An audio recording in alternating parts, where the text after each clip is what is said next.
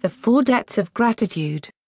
Concerning my present exile, there are 2 important matters that I must mention. One is that I feel immense joy. The reason is that this world is called the Saha world, Saha meaning endurance. This is why the Buddha is also called one who can endure. In this Saha world, there are 1 billion Mount Sumerus, 1 billion suns and moons, and 1 billion groups of 4 continents. Among all these worlds, it was in the world at the center, with its Mount Sumeru, sun and moon, and 4 continents, that the Buddha made his advent. Japan is a tiny island country situated in a remote corner of that world, to the northeast of the country in which the Buddha appeared. Since all the lands in the 10 directions, with the exception of this Saha world, are pure lands, their people, being gentle-hearted, neither abuse nor hate the worthies and sages. In contrast, this world is inhabited by people who are rejected from the pure lands in the 10 directions. They have committed the 10 evil acts or the 5 cardinal sins, slandered the worthies and sages, and have been unfilial to their fathers and mothers or disrespectful to the monks.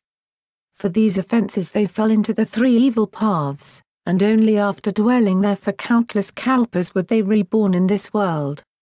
Yet the residue of the evil karma formed in their previous existences has not yet been eradicated, and they still tend to perpetrate the 10 evil acts or the 5 cardinal sins, to revile the worthies and sages, and to be undutiful to their fathers and mothers or irreverent toward the monks. For these reasons, when the thus come one Shakyamuni made his advent in this world, some people offered him food into which they had mixed poison. Others tried to harm him by means of swords and staves, mad elephants, lions, fierce bulls, or savage dogs. Still others charged him with violating women, condemned him as a man of lowly status, or accused him of killing. Again, some, when they encountered him, covered their eyes to avoid seeing him, and others closed their doors and shuttered their windows. Still others reported to the kings and ministers that he held erroneous views and was given to slandering exalted personages. These incidents are described in the Great Collection Sutra, the Nirvana Sutra, and other scriptures. The Buddha was innocent of all such evil deeds. Yet this world is peculiar or deficient in that those with bad karma are born into it and inhabit it in great numbers. Moreover, the devil king of the 6th heaven, scheming to prevent the people of this world from leaving it for the pure lands, seizes every opportunity to carry out his perverse acts. It appears that his scheming is ultimately intended to prevent the Buddha from expounding the Lotus Sutra. The reason is that the nature of this devil king is to rejoice at those who create the karma of the 3 evil paths and to grieve at those who form the karma of the 3 good paths. Yet he does not lament so greatly over those who form the karma of the 3 good paths, but he sorrows indeed at those who aspire to the 3 vehicles. Again, he may not sorrow so much over those who seek to attain the 3 vehicles, but he grieves bitterly at those who form the karma to become Buddhas, and avails himself of every opportunity to obstruct them. He knows that those who hear even a single sentence or phrase of the Lotus Sutra will attain Buddhahood without fail, and exceedingly distressed by this, contrives various plots and restrains and persecutes believers in an attempt to make them abandon their faith.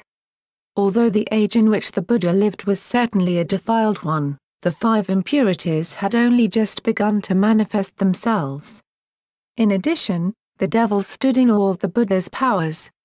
Yet, even in a time when the people's greed, anger, foolishness, and false views were still not rampant, a group of Brahmins of the Bamboo Staff School killed the Venerable Majalayana, who was known as the foremost in transcendental powers. And King Ajatashatru, by releasing a mad elephant, threatened the life of the only one in all the threefold world who is worthy of honor. Devadatta killed the nun Utpalavana, who had attained the state of a hat. And the Venerable Kokalaga spread evil rumors about Shariputra, who was renowned as the foremost in wisdom. How much worse things became in the world as the 5 impurities steadily increased. And now, In the latter age, hatred and jealousy towards those who believe even slightly in the Lotus Sutra will be all the more terrible. Thus the Lotus Sutra states, since hatred and jealousy toward this sutra abound even when the thus come one is in the world, how much more will this be so after his passing? When I read this passage for the first time, I did not think that the situation would be as bad as it predicts.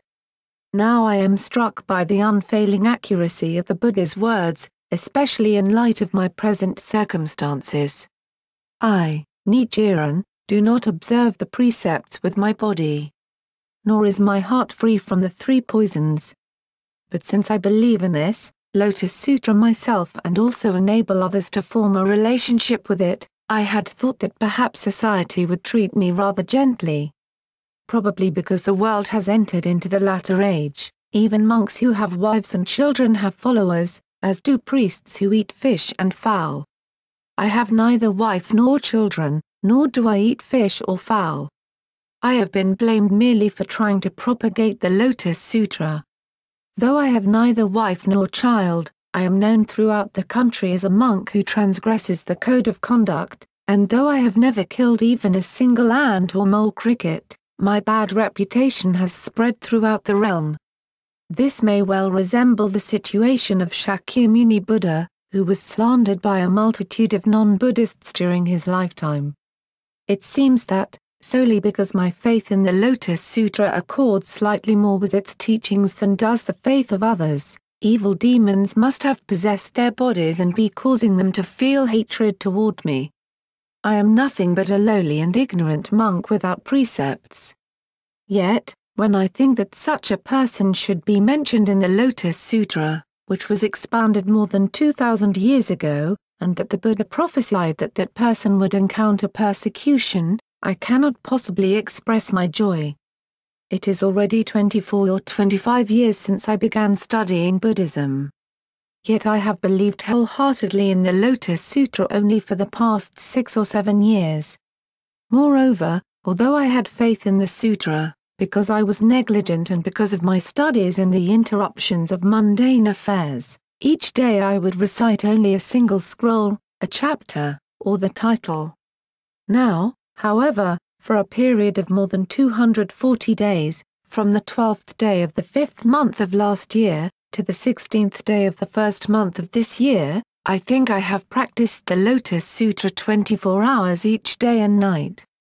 I say so because, having been exiled on the Lotus Sutra's account, I now read and practice it continuously, whether I am walking, standing, sitting, or lying down.